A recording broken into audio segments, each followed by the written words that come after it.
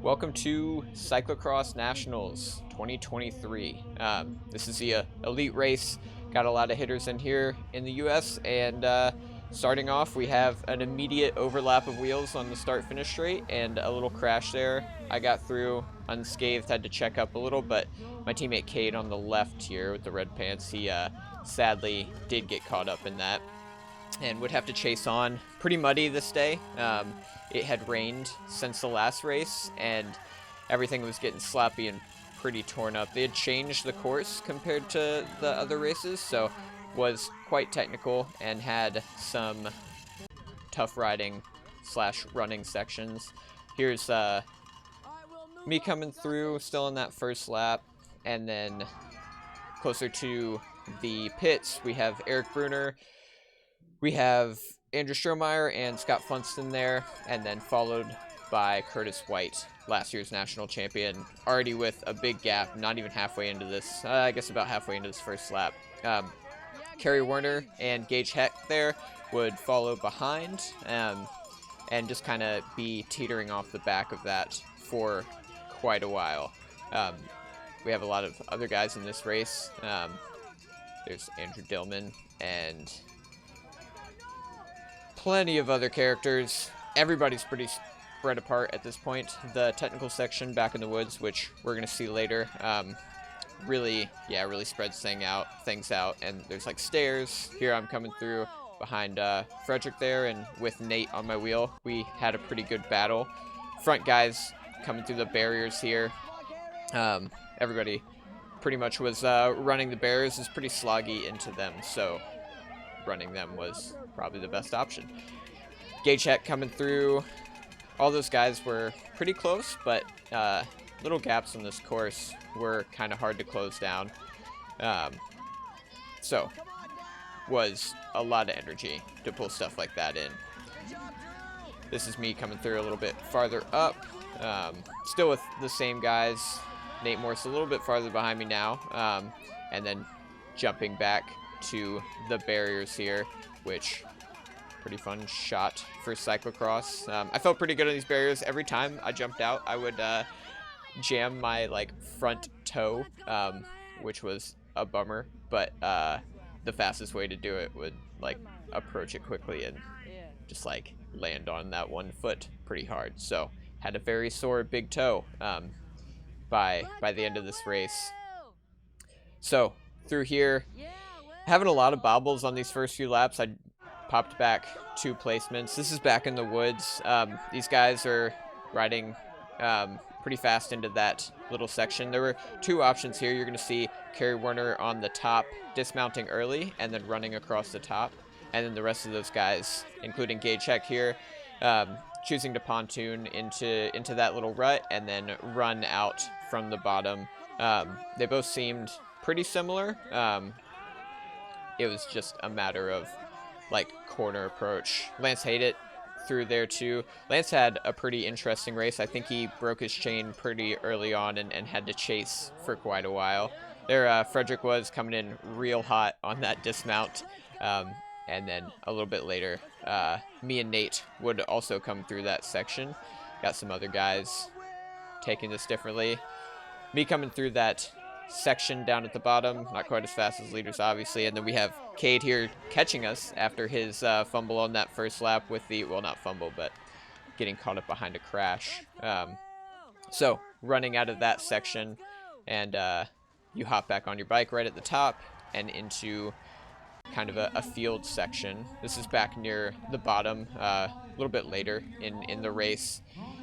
Down at those stairs, and it was real slippery in that part. A lot of the other races had crashes in that very early on. Cade's almost onto the back of our group, but he's had to spend a lot of matches to get onto that, so is pretty tired, and he'd start fading a lap or 2 after that, which is expected. I was pretty surprised he was able to catch back up to us as well. I was starting to feel better throughout this race. This corner here, kind of on that top field, you can see I gained a position on Nate there. Ended up slowing us both down because I exited wide. But Nate was helping me out, coaching me through a bunch of the stuff. And then we have the stairs here. Andrew Strohmeyer and Curtis and Scott all flying through that stair section.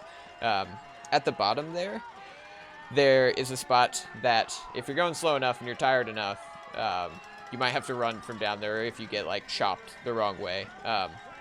It seemed like riding and running were somewhat similar paces. Obviously riding, you are already clipped in and on your bike at the top, so it's likely going to be a little bit quicker. And that's why the front runners elected to ride almost all of it. I was getting very tired, so I was running a lot more than I probably should have.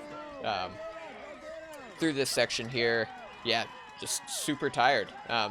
So early in, starting off early and trying to make up positions, and usually not making up positions because it's hard to do. You waste a lot of energy. This was the most fun part of the course. We had quite a big group of spectators, and they had hand-up gloves and like dollar bills down there on the stair section. There's Andrew Giniot and me both running it. Andrew, I guess, got stopped up on one of the stairs. He actually ended up coming through our little group pretty well and had a pretty good rhythm on this course about halfway in. I started getting a little bit better throughout the race after some of Nate's coaching and corner help. Riding in the mud's a lot different than what we've had in the North Carolina series, which I guess brings me to kind of a point of this video is, yeah, we're pretty good, Nate and I, in the local series, but compared to these 5 guys at the top who have been racing the UCI series throughout the whole year, it's a much different level of competition. And then even when they go over to Belgium, it's even different. Pure power doesn't do quite as much for you as it does in cyclocross. I'm pretty strong on the road, but the technical ability and finesse does help a ton. Coming through that corner, I was actually taking a line that Nate had coached me through, and you can see it was quite a bit faster than that inside line that Jenny had taken, that I was taking for most of the race. Back on the fun stairs section, we've got a bunch of people still out there heckling. Our little group is coming through. Jenny riding the stairs pretty well. Nate riding the stairs, as expected, pretty well. And then, yeah, that's me running the stairs. Had a fun race with these guys, though. One good thing about this course is it was kind of hard to get stuck in no man's land for me. I did almost always have someone to catch or race, and had a stellar pit crew keeping my bikes good to go. I was changing bikes a lot, so kept them very busy.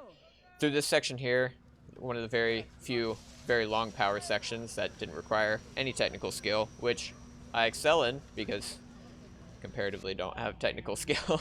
That was probably my favorite section. Through the rest of it, yeah, there's a lot of fast stuff that with a geared bike is much more fun for me because you can actually throw down some power compared to that single speed bike where it felt like I couldn't put down too much power. Ended up settling into like I think 25th place here. Had some good laps. Cade was starting to fade a little bit at the end, getting a little tired. We had a lot of a scramble before this race, just getting gear sorted, and you get into that time warp at the beginning of usually we do it on time trials in the road, but here it does apply to cross, the old cyclocross time warp before the race, where you think you have 3 hours and next thing you know you got 30 minutes. This is the end of the race here. Eric Bruner took home the win after a pretty exciting race. He had a mechanical. Here comes Andrew Strohmeyer in for second, and then Scott Funston in for third. Yeah, Strohmeyer had a mechanical. I think his derailleur went into crash mode or something like that. Curtis White here and Kerry Werner in fourth and fifth. So Eric's derailleur went into crash mode, and he ended up like catching back up to the group and coming through for the win. Very impressive ride by him. That's me finishing in an almost sprint for 25th or something like that. My lap times, yeah, got much better throughout the thing as I learned. Will, what do you got to say to the camera? That was great. Why didn't you do a wheelie at the end? I was tired. That's true. Thanks to the dudes who were out there filming for me. It was a good time. We'll be back in Kentucky next year, and hopefully with a little better technical skills on the cross bike. Thanks for watching. That's the end of my cross season, so maybe do a little mountain biking before road. Bye, everyone.